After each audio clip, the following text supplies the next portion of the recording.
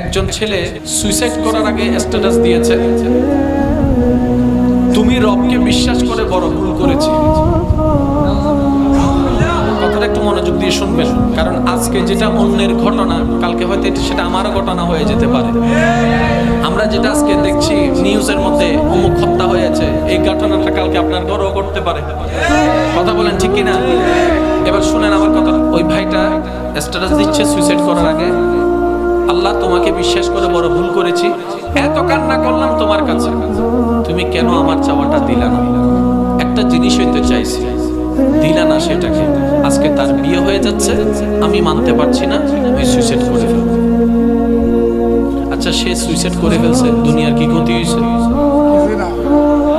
দুনিয়ারটা বাদ দেন, এই পর্যন্ত যারা সুইসাইড করছে, সুইসাইড করার আগে মনে করছে হ্যাঁ আমি বেঁচে আছি, তো মর্ম বুঝছে না, আমি মরে গেলে ঠিকই মর্ম বুঝছে, এই চিন্তা করে মানুষকে মর্ম বুঝাইতে গিয়ে নিজে সুইসাইড করে ফেলছে। এবার বলেন তো কয়জন সুইসাইড বলার মানুষের কথা আপনার গত 2 মাসে মনে পড়ছে? সবার কথা বাদ দেন, সবচেয়ে আলোচিত সুইসাইড ওই যে কোন একটা কি নায়কের শ্বশুর নাকি লাইভে এসে সুইসাইড করছে। 2-1 দিন একটু ফেসবুক গরম ছিল, ইউটিউব গরম ছিল, এরপর আর কোনো কাহিনী আছে?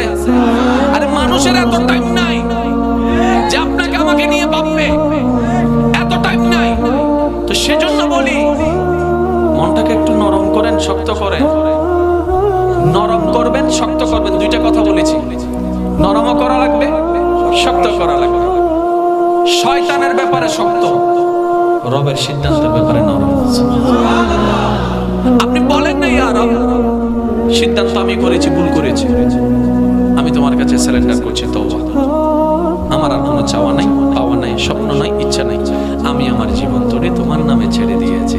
তারপরে দেখেন না আপনার রব আপনার জীবন তরিকে কত সুন্দর সাজায়। প্রত্যেকটা কিছুর একটা সিস্টেম আছে না নাই? আছে। জোরে বলেন আছে না নাই? আছে। এবার আপনারা, আমি আপনাদের যারা আওয়াজটা আছে আপনারা কেন আওয়াজটা দিবেন। সাহাবায়ে কেরাম সংসার করেছে কি করে নাই? করেছে। তাবিঈনরা করেছে কি করে নাই? করেছে। আউলিয়া কেরামরা করেছে কি করে নাই? করেছে। আমরাও করছি কি করি না? আমাদের সংসার এত জামিলা কেন? ওদের সংসার এত জামিলা ছিল।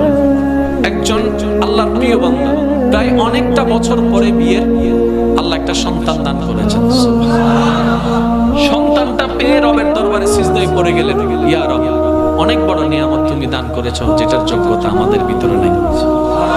তো আগের যুগের মানুষ কিভাবে, আপনারা একটু জানেন যে ওনারা ব্যবসা করতে অনেক দূরে চলে যেতে চাইতো, আর দূরের পথগুলো হচ্ছে ওই আপনার ওট দিয়ে, ঘোড়া দিয়ে, অনেক দূরের পথ, যাইতে অনেক সময়, আসতে অনেক সময়। আর কাজে বেরিয়ে যাচ্ছেন, শুধু স্ত্রী আছে আর ওনার সন্তান আছে, আর কেউ। 6 মাস পরে ব্যবসা শেষ করে আসলেন, আর বাপ যখন আসে বাহির থেকে, তখন তার মনে চায় সন্তানের চেহারাটা একটু দেখি।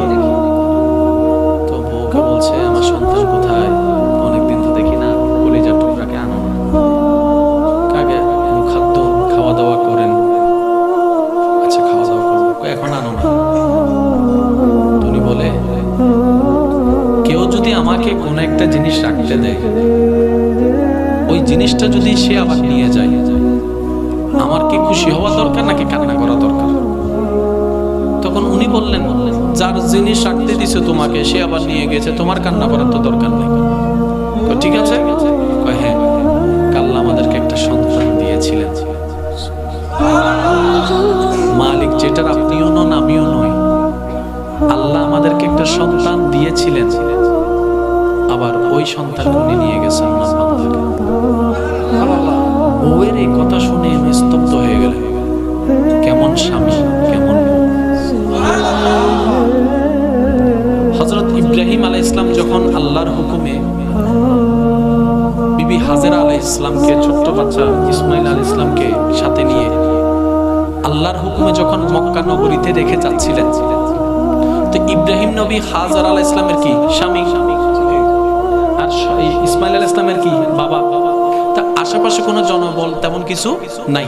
তো ইব্রাহিম নবী স্বাভাবিক একটা তো টেনশন তো করতে পারে, দায়িত্ববোধের কারণে একটা টেনশন হয় কি হয় না, একটা দুশ্চিন্তা হয় কি হয় না। আচ্ছা, এবার ইব্রাহিম নবী একটু চিন্তিত, একটু টেনশন করছেন, কিভাবে কি করবে, আল্লাহর এই পরীক্ষায় ওরা পাস করতে পারবে কিনা, ধৈর্য ধরতে পারবে কিনা, সবকিছু। পিছনে ফিরে তাকাচ্ছেন, বিবি হাজেরা বলছেন, আপনি কেন বারবার পিছনে ফিরে তাকাচ্ছেন? টেনশন করার দরকার নাই, সে রবই আমাদের হেফাজত করবে। কেমন স্বামী কেমন বউ, কেমন স্বামী কেমন বউ, কোনো টেনশন